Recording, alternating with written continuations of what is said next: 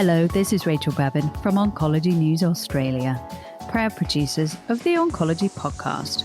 Welcome to our final ESMO special edition of the Oncology Journal Club. Today is our ESMO breast cancer special with Eva Segelov, Amelia McCartney, and none other than Vogl, New York. I have to go to my office. Brilliant. Roger. Stop calling me Shirley. We hope you enjoy today's entertaining and informative episode.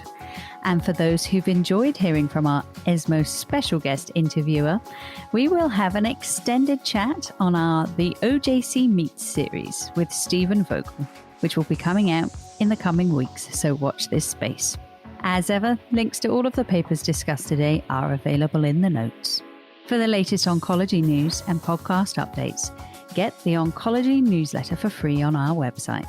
You'll see the link on oncologynews.com.au. Thank you. This is Rachel Babin, and this is the Oncology Podcast. Well, a very big welcome to Amelia McCartney. Amelia, haven't seen you around in Australia for a while. Where have you been? I've been hiding out in Italy for the last 4 years, Eva. I've been working as a breast cancer research fellow with Angelo De Leo's group in Prato, Italy, and I'm currently coming to you from quarantine in Sydney because I've just returned home to start a brand new spanking job at Monash Health. I must have recruited you then. That was clever of me. So, Amelia, you've been in the thick of Europe, attending lots of meetings, including ESMO in the past, this year virtually, and you're going to bring us up to date with the key findings from the breast cancer track. So we had lots of interesting data. How would this rate from breast cancer as an ESMO? A 5-star, 4-star?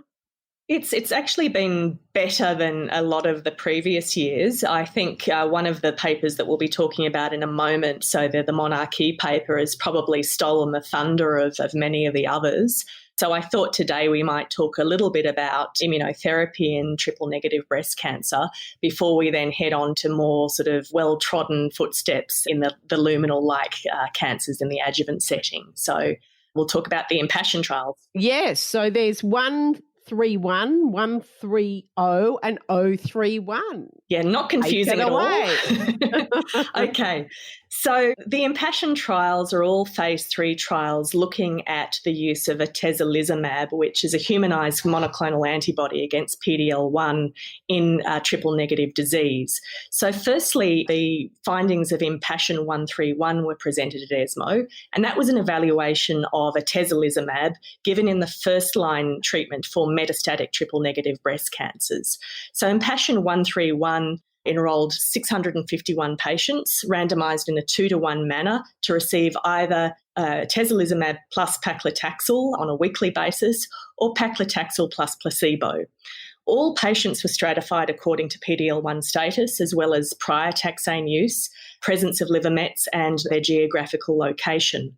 Now, at a follow-up of 8.6 months, the combination arm did not result in an improvement in the progression-free survival, which was the primary endpoint of Impassion 131. And similarly, overall survival in either PD-L1 positive group or the intention to treat population was also sort of a negative finding.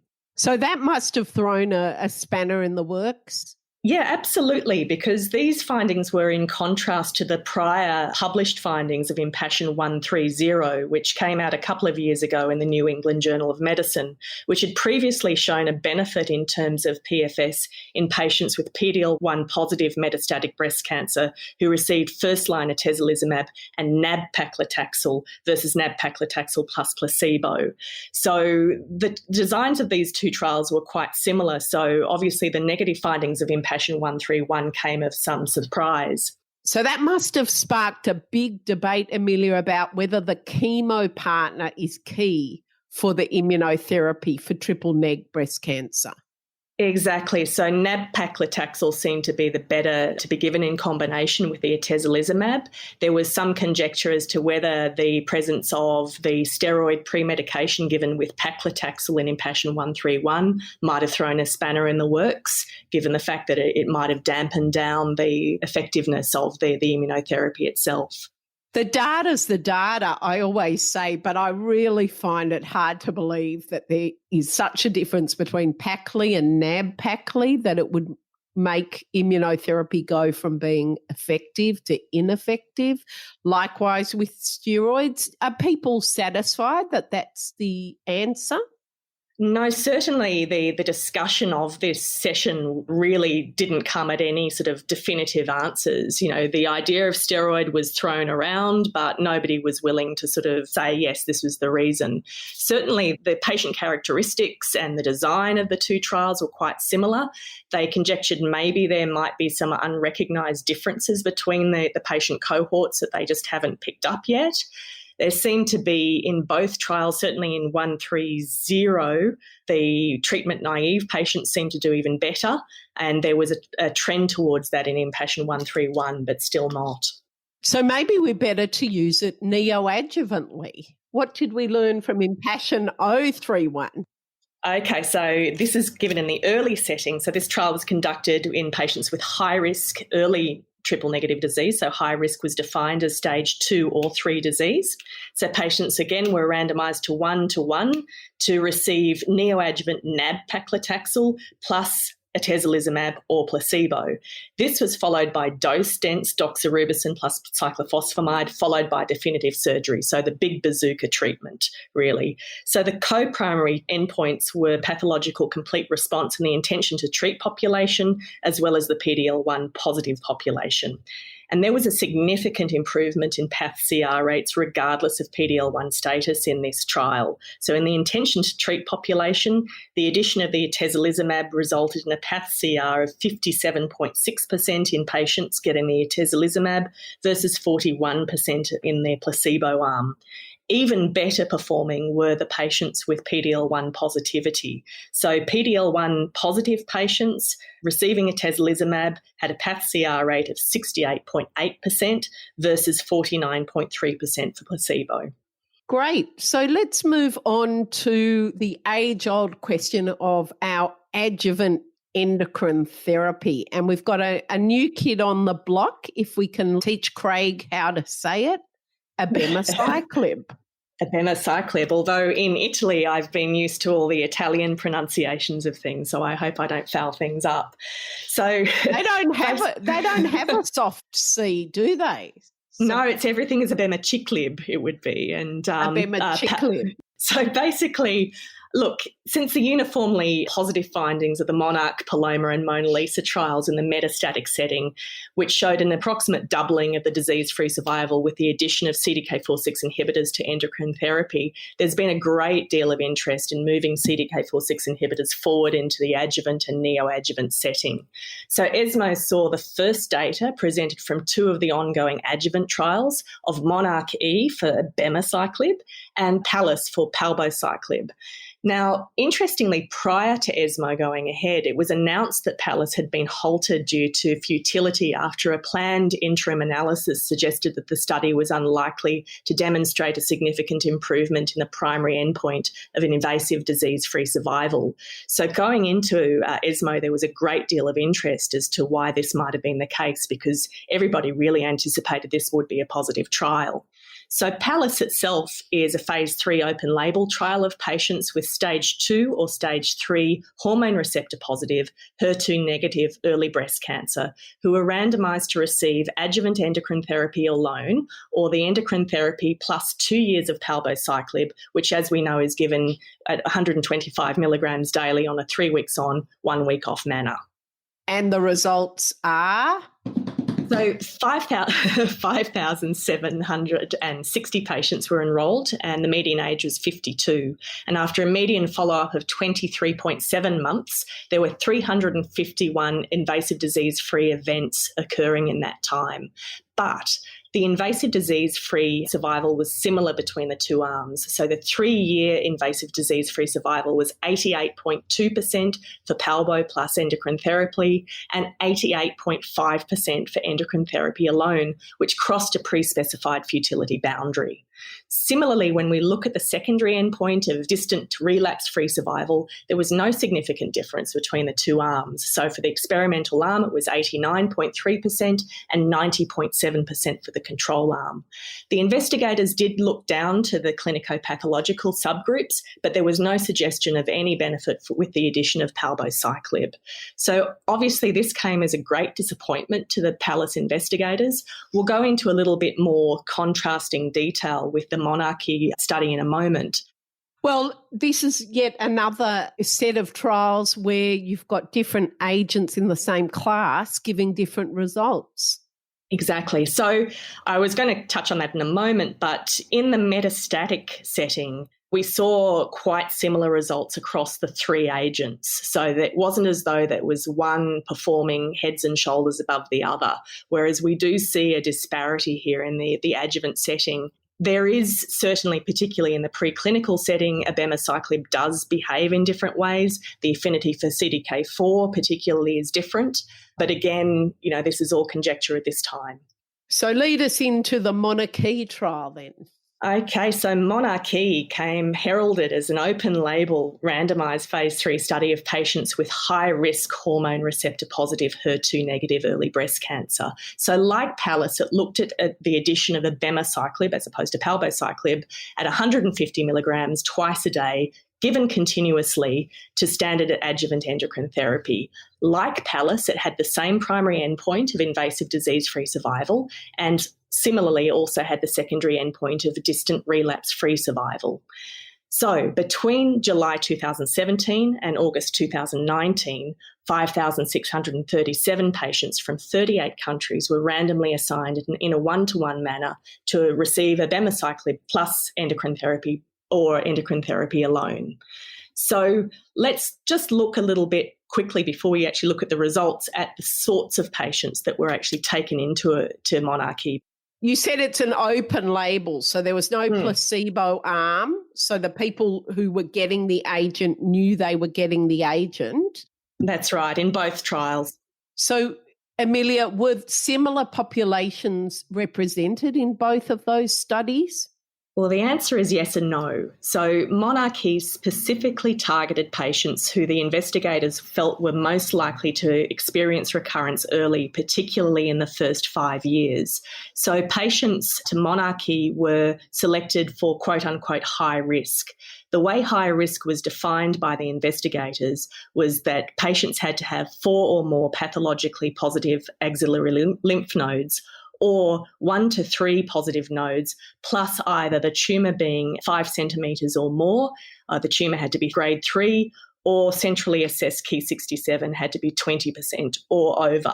Now, this was different to the Pallas group. So Pallas has said, yes, we took in high-risk patients, but we also aimed to give more of a real-world feel to things.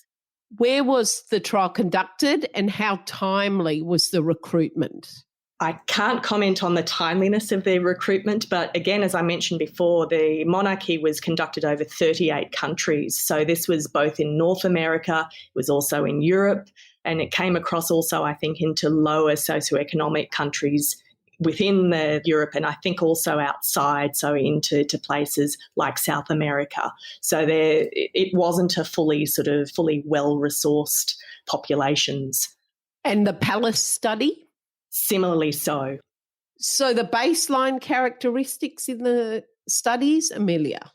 Okay, so in Monarchy, the baseline characteristics were well balanced between the two groups. Majority were aged 65 or below, 43.5% were premenopausal, and almost 60% of both arms fell into the 4 nodes or more criteria for study entry. So If we look at the clinicopathological features, though, within monarchy, we can still see a bit of a range between sort of the high and low risk sort of features. For instance, overall 50% of the tumours measured between 2 and 5 centimetres, and interestingly 27% were less than 2 centimetres. Almost half of the monarchy tumours were grade 2, whilst 38% were grade 3. 1/3 of monarchy patients had tumour Ki67 indexes below 20%. So of adjuvant therapies received, unsurprisingly within monarchy, most patients, 95%, received radiotherapy, and 95% of patients also received chemotherapy, either in the neoadjuvant or adjuvant setting. And in most cases, an anthracycline and a taxane were received. Now, this is in comparison to PALLAS, which essentially took patients who had stage 2A, stage 2B, or stage 3A disease. So only 59% of PALLAS patients can be equated to monarchy patients, meaning that they had 4 or more nodes or 1 to 3 nodes in grade 3 disease. So we've got about 41% of patients in PALLAS that represent maybe a little bit more of a sort of a real world population. So particularly in PALLAS, looking at the prior chemotherapy as well, and this might reflect the lower risk factors seen in that trial, 82.5% of patients received prior chemotherapy versus the 95% that we see in monarchy. Just quickly, also on the endocrine therapy within monarchy, almost 70% of patients received aromatase inhibitors, and approximately 14% of those received ovarian suppression at any time. So now to the results. Yes. So monarchy was positive. So after a median follow-up of 15.5 months, the invasive disease-free survival was 92.2% for the abemaciclib combination versus 88.7% for the endocrine therapy alone group. This translates into an absolute difference in gain of benefit to 3.5% with a hazard ratio of 0.747. Similarly, the distant relapse-free survival secondary endpoint was also statistically significant with a 3.3 absolute difference in favour of abemaciclib plus endocrine therapy with a hazard ratio of 0.717. So the relapse-free survival rate in the abemaciclib arm was 93.6%. There are other diseases that would be envious of those figures, but do you think this is clinically meaningful, and will this change practice? I have some reservations. I think the toxicity and discontinuations issue needs to be sort of looked at if we're going to be looking at practice-changing sort of issues. So we're looking at premature discontinuations in the monarchy group of 16.6% versus 42.2% in PALLAS. Now, this is probably one of the reasons maybe why PALLAS failed to show positive results, because in a nutshell, you can't show that a drug works if a lot of patients don't take it. So PALLAS encountered grade 3 or 4 neutropenia in 61% of patients receiving palbociclib, which contributed to the discontinuation rate.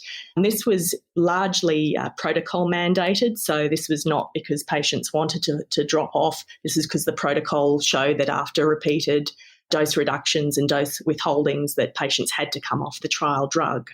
It needs to be noted that febrile neutropenia was relatively rare in PALLAS.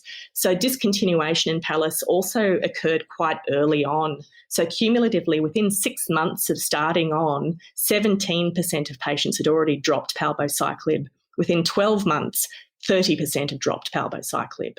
Now, it's not all beer and skittles for monarchy either. Despite the positive findings, which are modest, overall, grade 3 and above events occurred in 45.9% of patients in the combination arm of monarchy versus 12.9% in the control arm. So in the abemaciclib arms, any grade diarrhea occurred in 82% of patients, and 7.6% of those were grade 3. All grade neutropenia occurred in 45% of patients, and 18% of those were grade 3. So similarly, over a third of patients receiving abemaciclib experienced any grade leukopenia, abdominal pain or fatigue. Venous thromboembolic events occurred in 2.3% of the patients receiving abemaciclib, and interstitial lung disease in a further 2.7%. So although we're seeing positive results, we're also seeing significant toxicity. So that needs to be weighed up against the pros and cons of quickly adopting this CDK4/6 inhibitor into this new realm. And that really leads on to the talking points as to, firstly, why do we see the difference between these two trials? And secondly, do we think that Monarchy is truly a practice-changing trial? What about the subgroup analyses for the most high risk? There was benefit found in all of the subgroups. Vogl, New York. So why don't we start by asking, what's the appropriate endpoint for an adjuvant breast cancer trial? I was hoping you'd ask about this because I've had a bit of a go about this within the context of Monarchy. So essentially, Monarchy as well as Pallas picked the same primary endpoint, which is invasive disease-free survival. And a cynic would say this is an endpoint that can be arrived at very quickly. You're going to get your data that matures very quickly, and you can probably get your drug on the market as fast as you can. However, invasive disease-free survival events also comprise of things that you don't necessarily want to give adjuvant systemic therapy for. So the purpose of, systemic adjuvant therapy, which is sometimes very toxic, is to prevent incurable recurrent disease, which is usually distant. But the invasive disease-free survival endpoint includes things like loco-regional recurrence, which can be seen as a failure of loco-regional control rather than a failure of systemic control. It includes noise such as second primary non-breast invasive cancers, things like that will actually get you to your primary endpoint maturing fast, but doesn't necessarily translate into really why you're wanting to give adjuvant therapy in the first place. Distant relapse may be a better surrogate, but ultimately overall survival is what you want to know about. You're right, but I think the main point is that these analyses on both studies, the one that was positive and the one that was negative, are way too early. Correct. I don't know, but I suspect it was because they wanted to quickly make money for their stockholders. And so you'd get a huge study, much bigger than you actually need, so you can detect with statistical confidence a small difference of 3.5%. So if that difference disappears at 3 years, would you spend, $200,000 on this drug? No. But if it widens to be a 10% difference, then you might. You would certainly feel obligated to discuss it. But you really need the time, even if the difference is big initially. We just went through adjuvant osimertinib in EGFR mutated lung cancer, huge differences, and we really don't know whether they translate into improved survival. So I guess I was upset. I'm not upset that they tried to make money for the stockholders. That's capitalism. But I was kind of upset that they closed Pallas, which is the adjuvant palbociclib study, because that may well turn out to be positive. Both studies tried to aim at high-risk population, but the Monarch E study of abemaciclib actually succeeded better. Their population was higher risk. They had more women with more than 4 positive nodes. So most of the difference will be in the higher risk patients, and if they have more high-risk patients, it may be easier for them to find a difference. Remember, what a statistician is trying to tell us when they analyze a study is, are the arms different?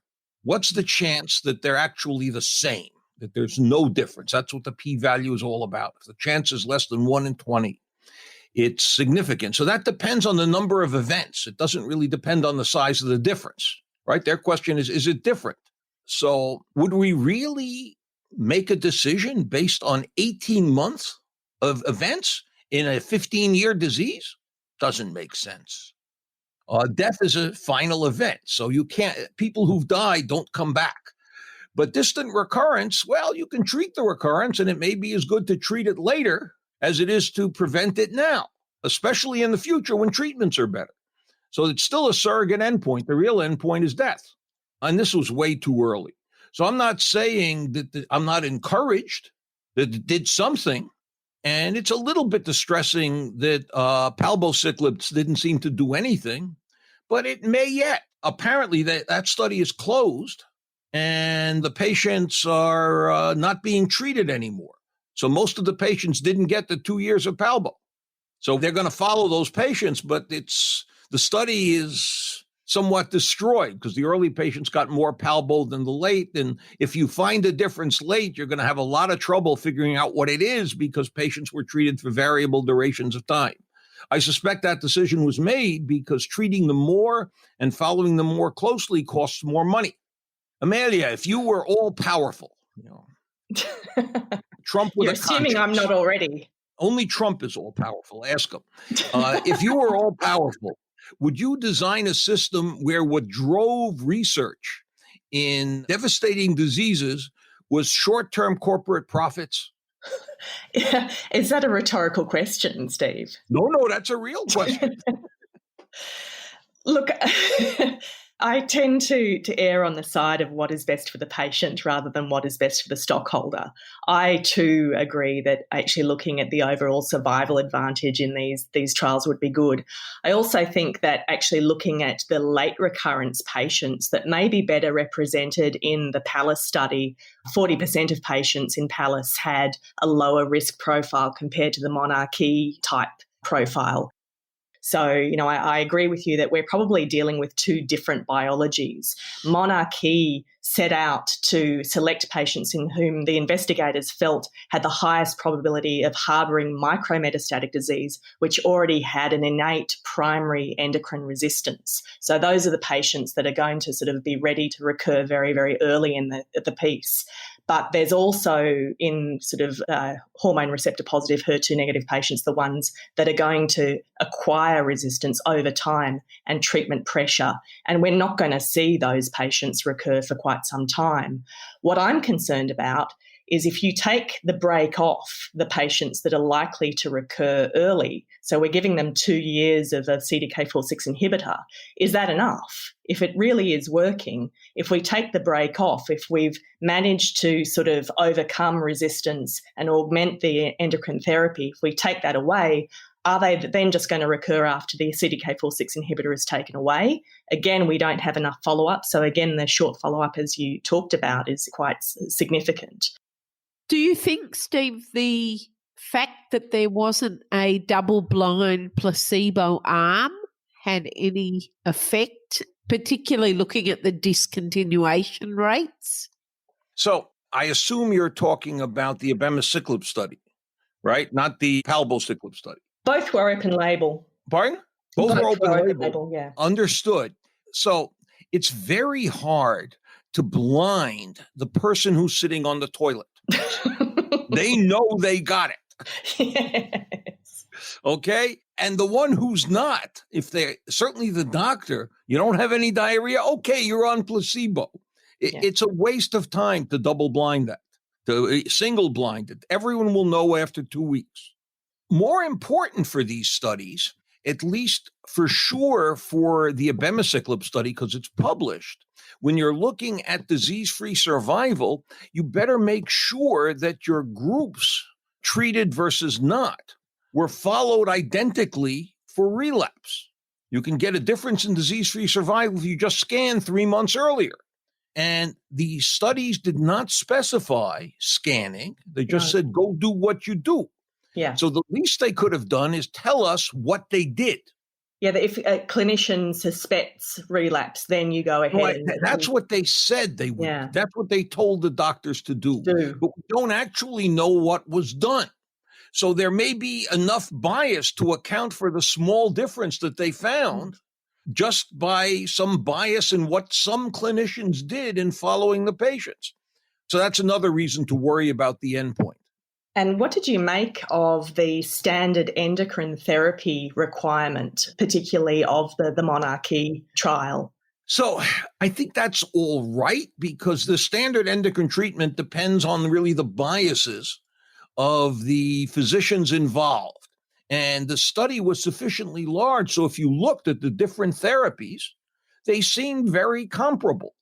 So you'll have docs like me who really don't like castrating young women, and you'll have other docs who think it's the best thing in the world. So they're all included, and they're all endocrine therapy, and all the endocrine therapies work. None of these docs are doing some quackery. So I think the companies made a decision to spend a lot of money and get a result early. And if they got bogged down in choosing one endocrine therapy, which 6 months after the study was written and before it had started was proved to be inferior, they would have to start all over again. So I think that's sort of a pragmatic way of doing it. If the drug is good enough, it'll come out as better. And if it turns out that which endocrine therapy you gave matters, well, then they'll finesse it, said it wasn't the primary question, but look how good these results are in the one with a higher PD-L1 score. Well, that's been done recently, even if they promised they wouldn't look at it. So I don't think that's the problem. I think the follow-up is the problem. The real problem will be if the companies succeed in promoting adjuvant abemaciclib. I mean, I'm sure they will promote it, and I'm sure they'll get famous, smart oncologists to support it for one reason or another, that if this becomes the standard, then we can never not give it. And I don't think it become the standard with an 18-month median follow-up and a 3% difference in a surrogate endpoint.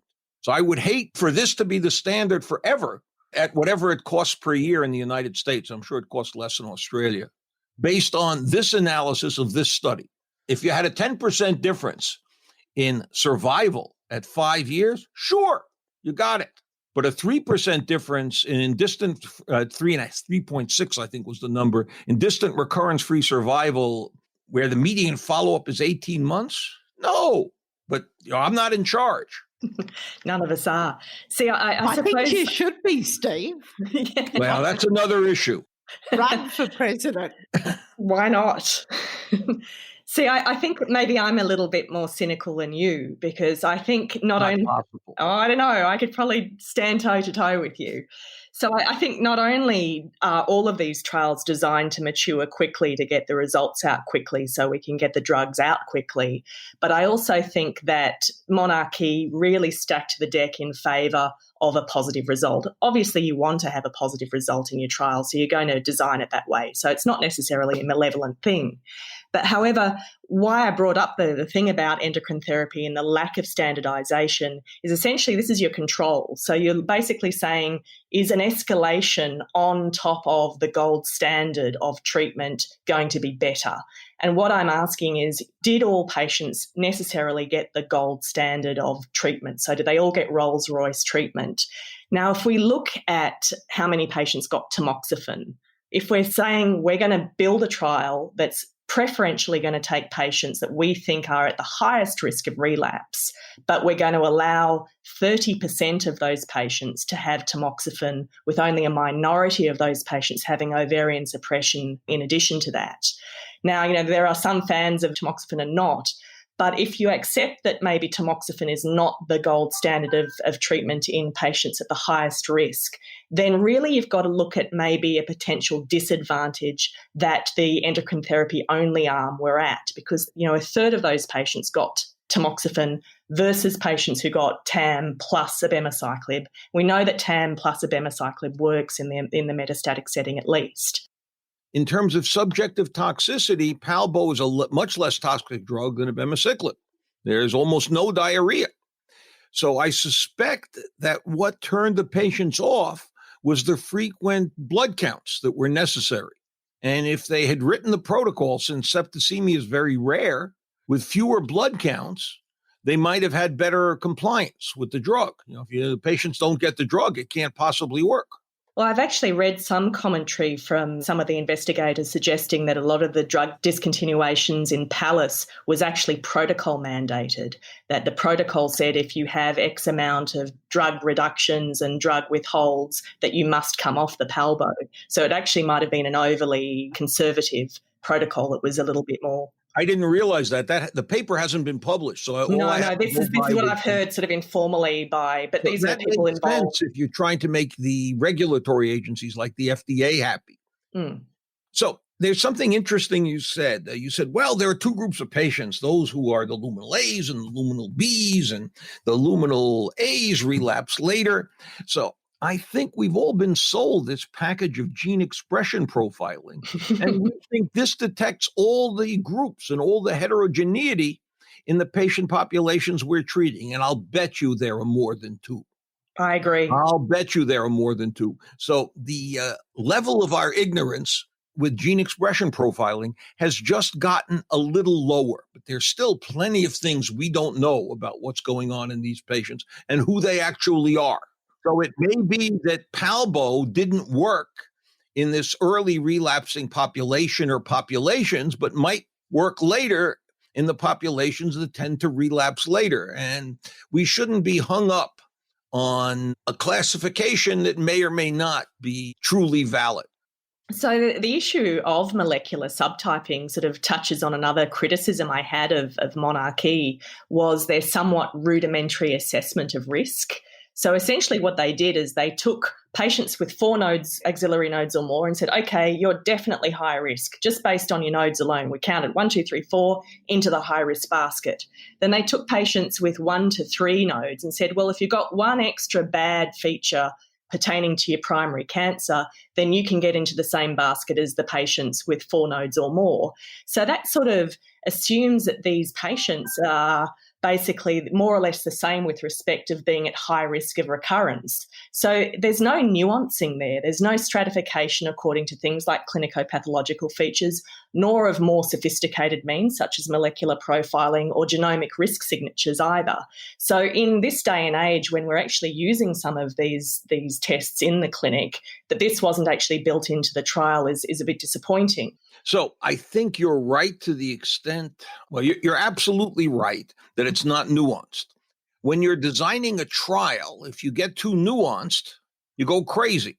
You have to ask a simple question. And I think the big problem with studying breast cancer now is that with the treatments we're giving routinely, the bulk of the patients do very well. So that problem occurred in the trials of ovarian function suppression. It occurred in lots and lots of trials. Every 10 years, the same group of patients by the usual criteria do better, substantially better. So the number of events you expect to occur is actually twice what you see. So it's much harder to demonstrate a difference. So what both drug companies did was to try and find a group of high-risk patients. So if the thing does benefit, they'll have enough events to be able to perceive it.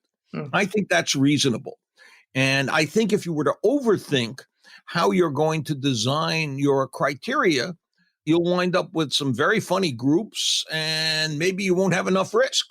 Most of them are based on 4 or more nodes. We all agree it's much worse to have 10 than it is to have 1. So that was reasonable. They might want to have been a little more stringent in not including just Ki-67, which I think in the monarchy was 7% of patients made it in with 1 or 3 positive nodes. And the only thing bad was the Ki-67 was more than 20%. Not every drug company in the last 10 years has figured this out. Genentech, Roche, spent a fortune looking at adjuvant pertuzumab, and dummies, they let in patients who were clearly cured. And we all knew that before the study first got presented. They were letting in small node negative tumors who got chemotherapy and a year of Herceptin. You can't do better than that. All right? All you can do is kill some of them with your therapy. I guess the survival in the study called APT that was based at Dana-Farber, there were 400 patients and 4 distant relapses at a median follow-up of 7 years. So if we're giving it to prevent distant metastases and death from distant metastases, you can't possibly do better than that. So 1/3 of the patients on Affinity, the adjuvant Perjeta trial, were those patients. So when they let them in, they basically guaranteed that their trial would be negative because too many of the control group couldn't possibly have an event. So I think that when you're designing a trial in a population that generally does well, you have to pick out the bad patients and just randomize those. Forget about selling your drug to the good patients. So that's what they did. So actually, even if it gets approved, it's relatively few ER-positive patients that have more than 4 positive nodes. So it's a fairly small market. But hey, I would love it if abemaciclib and palbociclib each worked. Then maybe they compete on price. But I don't think that we should be convinced, and I don't think they should be granted regulatory approval based on such a short follow-up. But, nobody asked me. Just you. We asked you. So Impassion 130, a study of adding tezolizumab, right, a PD-L1 antibody, to nab-paclitaxel monotherapy. All right? Now, what impressed you, Amelia, about that study? Were you impressed by the 2-month prolongation of progression-free survival? So the progression-free survival of Impassion 130 was presented a few years ago and reported in the New England Journal of Medicine. Answer the question. Was I impressed? Not especially. Good. That's the point. None of us was. No. That was a rhetorical question. Okay, good. I got that one right. What we were impressed by was in the patients who were PD-L1 positive, the median survival improved by 10 months on the first report. All right. The only problem with that is the drug company didn't recruit that patient population as a separate population. They promised in their statistical plan that they would not look at their overall survival unless the overall survival of the entire population, which is about twice as large, that was PD-L1 positive and PD-L1 negative, was significantly better with the addition of the atezolizumab. So they promised they wouldn't do it, and all that promise was worth was they didn't put a p-value on it. They did it, they published it, they promoted it, and son of a gun, they got it improved. Yeah. And at this ESMO meeting, I was listening to experts after the meeting say, well, we know it works. We have a positive study. Yeah. So what we're interested in is a positive study for overall survival in the PD-L1 positive patients, because the PD-L1 negative patients, there was no survival advantage at all. The curves were superimposable and remain that way with more follow-up. So the 10-month was a projected median because there were many patients still alive who had been treated with or not treated with atezolizumab who hadn't reached the median. So with nearly complete follow-up, I think 75 or 80% of the women are dead. The benefit is 7.5 months at the median. Okay, so now the question is that real? And the answer is we don't know unless someone does it again. I think the essence of science is that it has to be reproducible.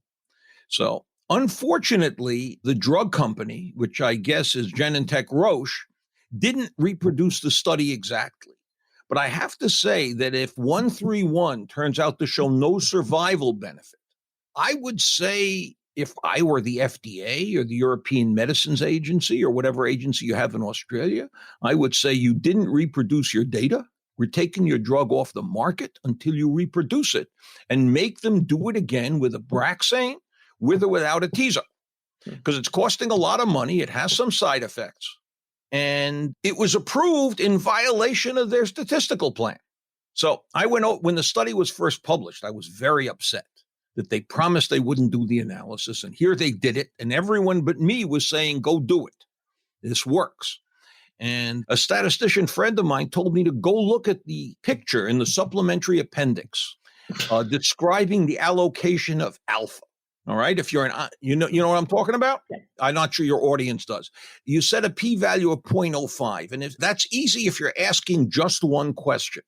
But if you want to answer several questions, you have to require for each question a higher level of confidence based on the numbers, because the more question you ask, the more likely you are to get a false positive. So there's a way of allocating this, and it's called allocation of alpha.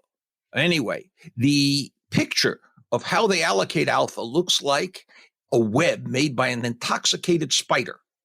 It is impossible to follow. But they did this, and this is now very common in trials. It's a way of spending less money on the trial and getting somewhere to a positive result. And the drug companies love it because nobody understands it anyway. So they can get away with doing an analysis that really they promised not to do. These give me apoplexy. We can tell. Anyway, the PD-1 drugs are funny because what you see is not necessarily what you get. You can get long-term survival benefits with relatively little in the way of benefits in response and prolongation of the median, because there's a subpopulation where the immune system seems to hold at least lung cancer in check, right? Metastatic lung cancer refractory to 2 rounds of chemotherapy, you give pembrolizumab, and 15% of the patients are still alive 5 years later, 15, 20%. So something special is going on. So sometimes you'll get benefits way in excess of what you see at the median. But we have to wait for those. But if none of those are there in the second study where it was given with plain Taxol rather than nab-paclitaxel, I don't know if the powers that be will make them withdraw it, but I would require a study designed to exactly duplicate Impassion 130 in the PD-L1 positive population. The advantage of doing that is maybe the next rounds of trials will be properly done. If we let them get away with it, it's going to keep getting worse as long as we let the drug companies get away with it. It's always better to do a simple study asking a direct question and not multiply the number of possible comparisons. All right? When I was young and didn't understand statistics, I love 3-arm study. We can compare this with this and this with this and this against both of these and that against the other two. Or we can compare 2 of them and take a control group from somewhere else. That's not the way it should be done. I think the question is whether nab-paclitaxel and atezolizumab is the standard of therapy for metastatic triple-negative breast cancer. All right? Now, there's a big problem here. It's been talked about. I wasn't the only person to think of this. What kind of sorting is triple-negative? What is it? Oh, no, we don't care what it is. We care what it's not. So we already know that depending on the population, triple negative may have as a major contribution of BRCA1 mutated patients, either germline or in the tumor itself. They call those somatic. The population, and these are clearly different. They have their own pharmacopoeia now. So some of those are different patients depending on what country you're in. For sure, in Israel, there are going to be a whole lot more germline BRCA1 mutated patients in a triple negative population than they will be elsewhere. Turns out these Jewish mutations are fairly common in Hispanics in California. Apparently, some of the conquistadors who went to Mexico and were fooling around had Jewish ancestors. So this is a heterogeneous population that's poorly defined and almost certainly different in different localities. But even then, I would still, before everybody has to get nab-paclitaxel and atezolizumab, I want to see the study reproduced with simple statistics that we can all understand. Now, there's a problem. The developed world is already giving it. A lot of the doctors, they aren't sophisticated. They're too busy to be sophisticated. This is the standard. We give it to everybody. What, I'm going to stop giving it to everybody? So you're going to have to find a place in the world with enough people where they can't afford either nab-paclitaxel or atezolizumab. So the doctors will feel good because at least half their patients are getting this, and the other half will get nab-paclitaxel, which is still a nicer form of Taxol. That'll be New Zealand. So the problem with New Zealand is there aren't enough people there to support a study like this. No, what you have to hope for is the poorer sections of India or Brazil or some of the former Soviet republics. But I thought then that the study should be reproduced.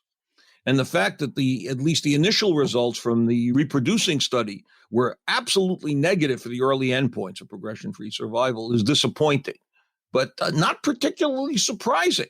I mean, these statistical rules exist for a reason. When you violate them, you get a lot more false positives. Anyway, so I found something I thought I wanted to talk about. Do you have anything you want to talk about, Amelia? No, not especially. I'm all talked out, I think, today. Yeah, it's late for you guys. It is a bit late, although I must apologise for perhaps stalking you once or twice at San Antonio in the evening poster sessions. I've been a bit of a fangirl for a few years. So I'm one of those people who come up and ask for a selfie. It's a bit embarrassing. But Thank you very, very much. Thank you. It's been a pleasure.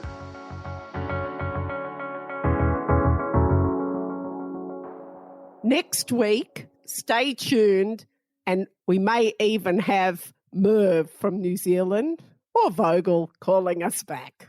See you next time on the Oncology Journal Club podcast. You've been listening to the Oncology podcast. If you enjoyed today's edition and would like to subscribe, head over to our website, oncologynews.com.au, and sign up to our newsletter. Thanks for listening.